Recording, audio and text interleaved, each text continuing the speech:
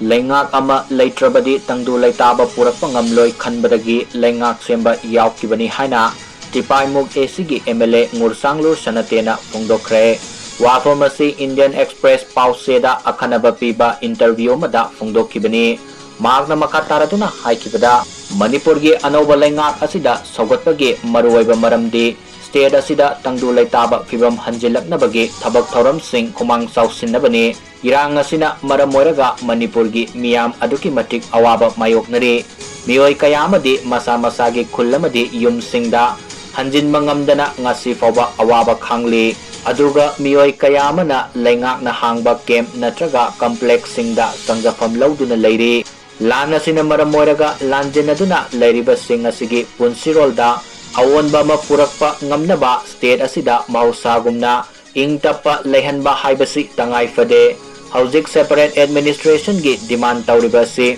Atenba Matam Amada Hekta Oitokadabanate Hiram Asigi Matangda Su Group UPF Amasung KNO na India Lengaka Political gi Oiba Wari Sanari Masi Makatana Sathakigani Tabak asi tamna sathagadaba khongthang amani adumakpu hariba khongthang asi aikoina ngairaga leigadaba nate marak asida tangdu leitaba puraktuna sakhwat thaurangi thabak thoram sing paikhattaba yade loina na lanjenariba miyamsu masa masagi mayumda mahusagumna khunda leitahanba haibasi tangai fade Manipur gi anoba lengak sembada mahak yauriba si surrender tawbanate Naga Singsu sahi kayadagi India lengak ka wari sanaraga lakli Naga Singgi waroi sinama laktriba fauba lengak semba yauroi haiba wafamasi karisu leite Miyam gidamakta yengsinaba lengak ama leiba haibasi aduki matik mathau tai Manipur gi haujik oriba fibam masida lengak ama leitrabadi Miyam hena wagani